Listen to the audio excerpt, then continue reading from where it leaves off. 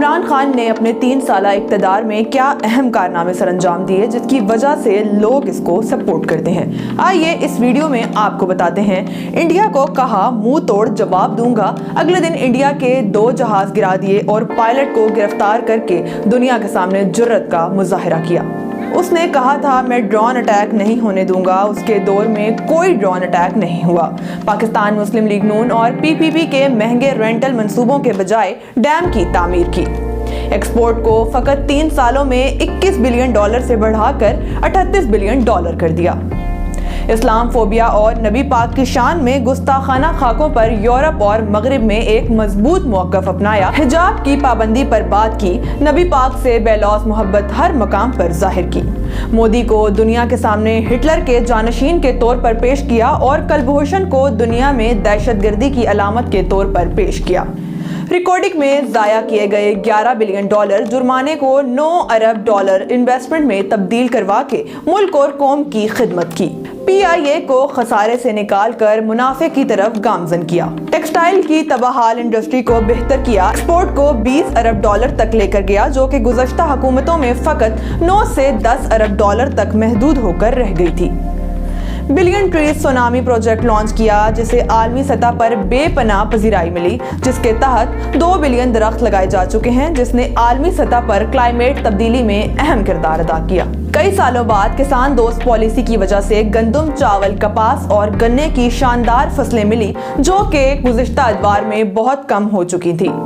50 سال بعد 2 نئی نہروں کا منصوبہ لانچ کیا گیا۔ پاکستان ایئر فورس نے 1983 کے بعد پہلی بار نئے جدید جنگی جہاز خریدے جو کہ JF-10 کی صورت میں اس 23 مارچ کو ہمارے جنگی بیڑے میں شامل ہو چکے ہیں۔ بینکوں کو انتہائی کم ریٹ پر مڈل کلاس لوگوں کے گھروں کے لیے قرضے دینے پر راضی کیا، جس کے تحت بے شمار لوگوں کو قرضے دیے جا چکے ہیں۔ ان 3 سالوں میں ملک میں کاروں، موٹر سائیکل اور ٹریکٹر کی ریکارڈ پروڈکشن ہوئی جو کہ بہتر معیشت کے اشارے ہیں۔ پورے ملک کے ہیلتھ انشورنس کا پروگرام لانچ کیا گیا۔ 70 سالوں میں پہلی بار ایک نصاب تعلیم کو رائج کر کے غریب اور امیر کی تقسیم کر دی۔ سٹیزن پورٹل سے عام شہری کو وزیر اعظم تک براہ راست رسائی دی، جس سے اب تک 45 لاکھ لوگوں کے مسائل بر وقت حل ہوئے۔ ٹرمپ کو ٹویٹر پر انتہائی سخت جوابات دیے اور اس کے بعد اسی ٹرمپ کے اسٹیٹ مہمان کے طور پر امریکہ کا دورہ کیا۔ تاریخ میں پہلی بار امریکہ کے شہر میں بڑا جلسہ کیا جس میں لاکھوں پاکستانیوں نے شرکت کی۔ کنسٹرکشن انڈسٹری کے لیے شاندار پیکجز کا اعلان کیا جس سے 8 لاکھ نئی نوکریاں پیدا ہوئیں، حتیٰ کہ کورونا بھی عروج پر تھا۔ امریکہ افغانستان کی جنگ کا بہترین خاتمہ کیا، غیر ملکی زر مبادلہ کو $19 بلین سے بڑھا کر $31 بلین تک لے گیا، ملکی خود مختاری کا سودا ہرگز نہ کیا اور عالمی طاقت کو ایبسولوٹلی ناٹ کہا، جہاں ہمارے سابق حکمران فقط ایک فون کال پر لیٹ جایا کرتے تھے۔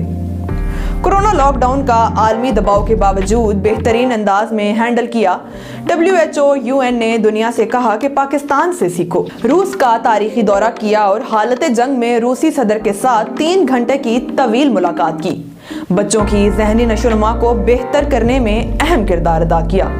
پاکستان میں سیاحت کے فروغ کے لیے مختلف کام کیے۔ ڈسکور پاکستان چینل بنایا، سکردو انٹرنیشنل ایئرپورٹ کا قیام بھی ان میں سے چند ایک ہیں۔ IT سیکٹر نے 100% ترقی کی جس کی ایکسپورٹ کا حجم $2 بلین تک پہنچایا۔ صحافیوں اور چینلز کی خرید و فروخت میں ملوث نہ ہوا۔